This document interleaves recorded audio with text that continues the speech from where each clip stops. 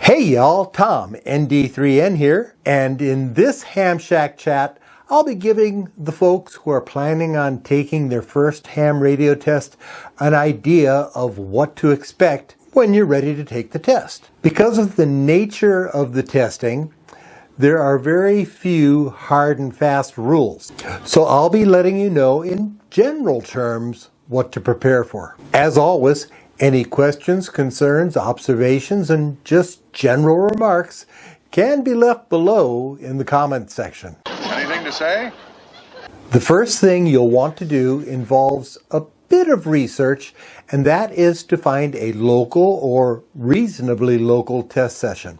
A VEC, or Volunteer Examiner Coordinator, is a group recognized by the FCC to organize and administer the ham radio test. Under the VEC are the volunteer examiners, or VEs, who are the hams who will be presenting and proctoring your local test. I've added links to 3 VEC organizations and another link that lists all of the VECs approved by the FCC. The 3 that I've listed are the ARRL, W5YI, and Laurel VECs. The FCC has regulated a maximum examination fee that can be charged to help offset the cost of putting on the test. Of the 3 that I've listed, only the Laurel VEC doesn't charge for the testing. Now, this charge is in excess of the license filing fee from the FCC. Once you've identified your VEC and selected a test session, make an appointment to take your test. Do you have an appointment? I'm supposed to have an appointment.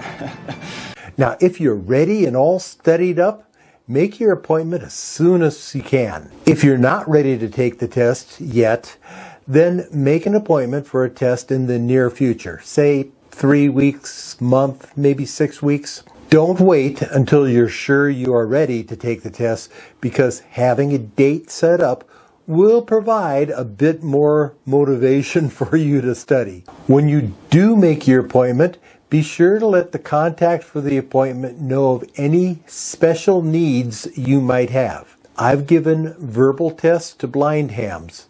I've arranged for test takers who are coming from a distance to stay with a local ham family for the evening before the test. And I've ensured test locations had handicap access for those who needed it. Your point of contact for the appointment will tell you everything that you need to bring with you, anything you need to do before showing up for the test, and may make some recommendations for studying for your test. One last point before we move on is to remember that everybody involved in getting you your test is a volunteer, giving up their time with their families, playing with their radios, or doing other hobbies to make sure that you have the chance to take the test. The best way that you can thank them is by passing your test and joining with us all in this fantastic advocacy. If you're enjoying this so far, please help me and the YouTube algorithm by popping that thumbs up icon and giving me a like. Please don't hate me. When you show up for your test, several things will be provided to you. First will be a test booklet along with an answer sheet. The test booklet contains your test questions, which consists of a question from each group randomly selected and are taken verbatim from the test question pool. In the video description, I've added a link where you can download the full test question pool and see what I'm talking about. Do not make any marks in the test booklet, as they are reused for future tests and cannot be used if there are any tick marks, circled answers, or stuff like that.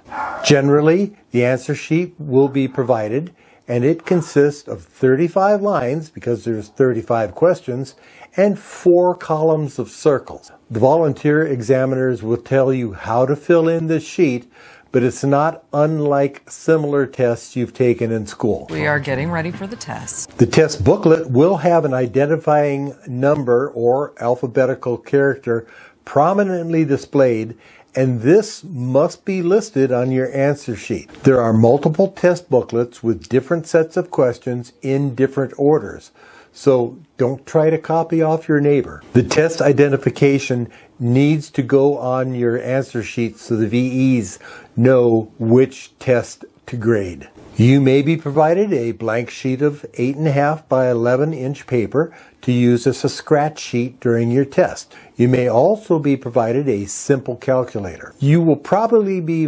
provided number 2 pencils to use on your answer sheet. If you make a mistake, be sure to fully erase any changed answer, as multiple answers on a single question will be considered wrong.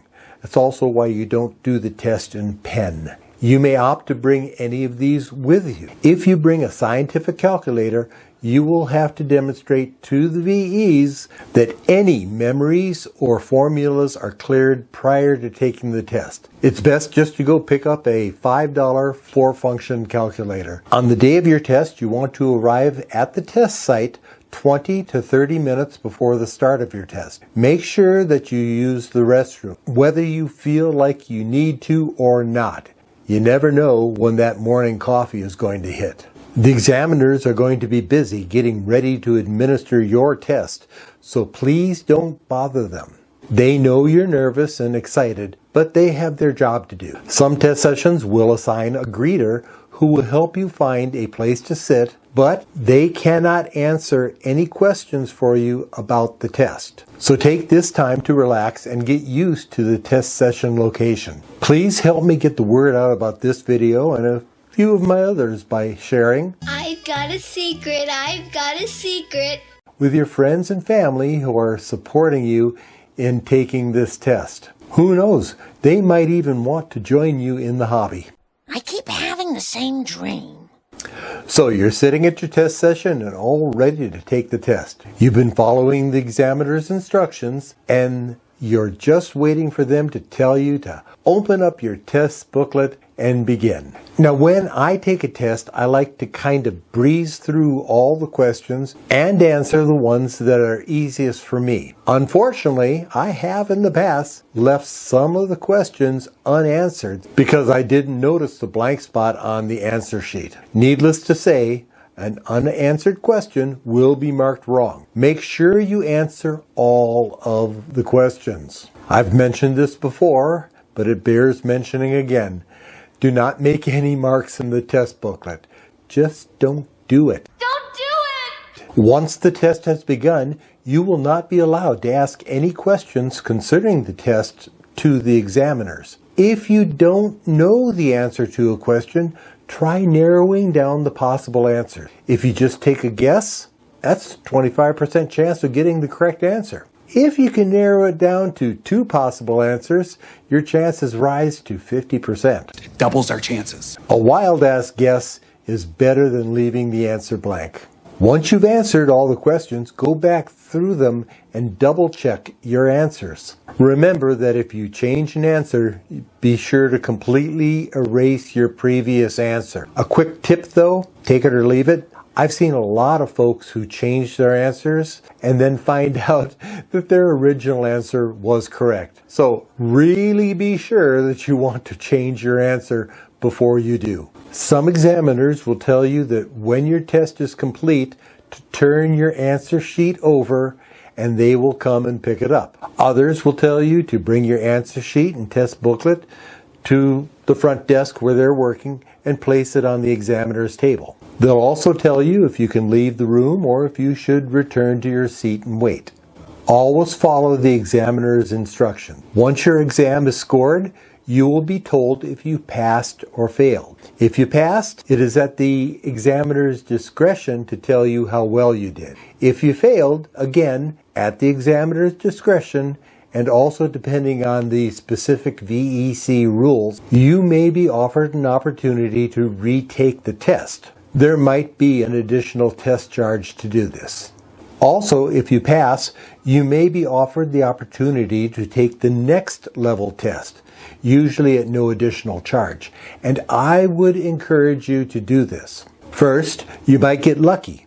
And second, at least you'll have an idea of what's on the next test. It doesn't cost you anything, and if you've got the time, why not give it a shot? Finally, once you've passed, there will be some paperwork to fill out and sign. The volunteer examiners will tell you how to pay the FAA mandated fee for your license application, and they may advise you of how to get started with your hobby and might even invite you to the local ham radio club. So that's what you can expect from your test session. Now, if I haven't got the point across yet, these were general things that I've seen, and they kind of follow that pattern, but each examination session is different. Now, it should be obvious that if you're giving a test session for 3 people, it will be run very differently than if you're giving a test session for 20, 30, or more people. I was involved in one test session that had over 100 people with around 20 volunteer examiners. I've been involved in test sessions where we've been in someone's house and the test was taken around their dining room table. I've also been involved in test sessions held in schools as part of their STEM program, and I've given many tests in local libraries with folding chairs and tables. Now, if you're a VE and you're watching this, please tell me about your test session experience and how maybe you've done it better. Also, please remember to like and share this video. And please consider subscribing to this channel. 73 until the next Hey Y'all. As always, I am at your service. This has been another Ham Shack Chat. I'm Tom, ND3N, and I am out. I want to see more of its memories. So do I. Check its memories.